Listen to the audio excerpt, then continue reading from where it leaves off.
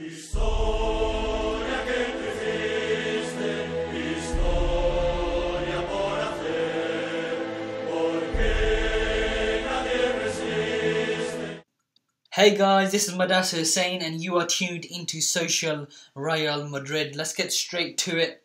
We've got a review to do and a preview. Let's start with the review. I think I can speak for most Madridistas by saying a very disappointing result against Atleti.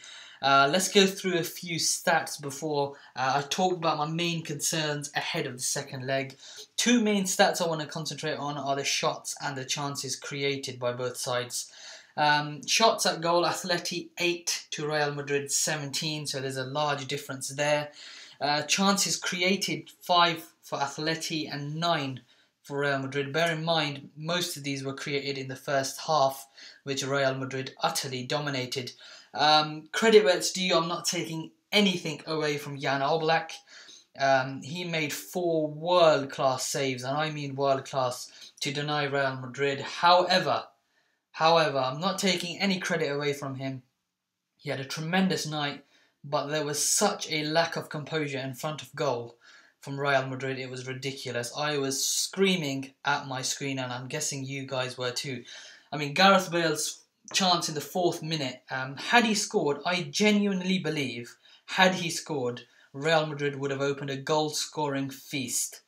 However, now I'm worried because if his missed chance results in our likely, which is now very likely, knockout, then he has to take responsibility. In fact, the BBC in general have to take responsibility for this.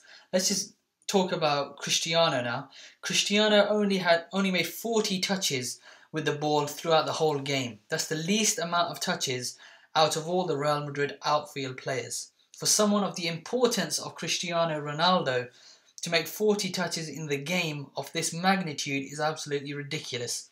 Karim Benzema looked completely baffled throughout the game. Whenever the ball came to his feet, he didn't know what to do. I honestly do not understand what on earth he was playing at. All 3 members of the BBC were utterly horrendous. I'm guessing you're going to agree.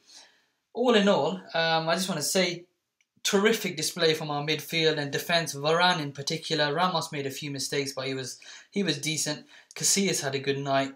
Varane had a superb night. But all in all, same problem that we encountered at the Nou Camp, to be honest.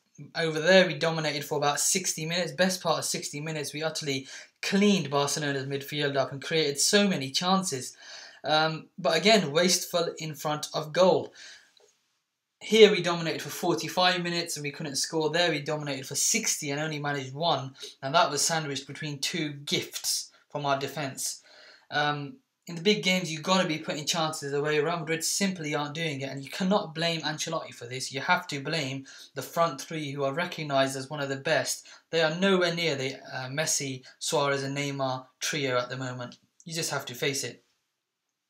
I'm not going to ruin my preview for the second leg at all, but at the moment I felt more confident pre-first leg than I do now. I don't feel confident at all that Real Madrid will progress, but we'll talk about that in a preview perhaps tomorrow or on Monday night.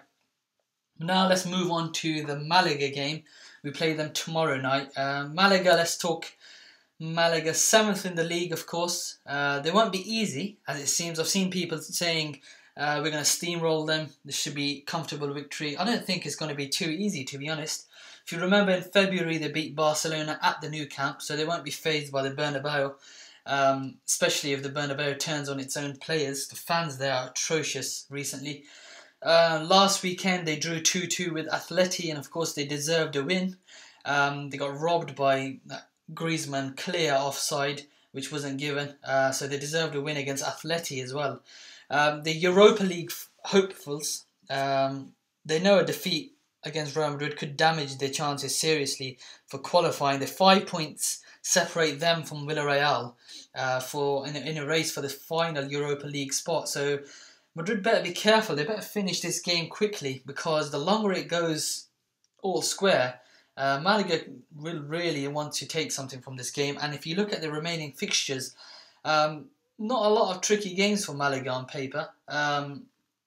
And on paper, they should win majority of those games. So they'll want to take something from the Bernabeu to take into the final run-in of fixtures, which are very winnable for a team of Malaga's performance and quality this season. Just a bit of team news. Obviously, Ancelotti will have to think about the second leg as well in midweek. Benzema felt some discomfort, so he won't be playing. So obviously, Javier Hernandez or Hesse will be playing in the front three, or he may even change to a 4-4-2. There's plenty of options for Ancelotti, but it's still a headache.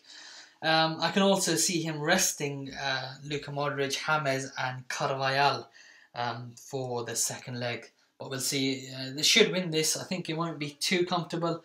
I'm going to go for a 3-1 victory for Real Madrid. Let's hope no one gets injured. Let's hope the spirits in the camp are high, and so that the right mood is set for the return leg against Atleti. Remember to like, share and subscribe to our podcasts. I've been Muddassir Hussain, and I'll catch you soon.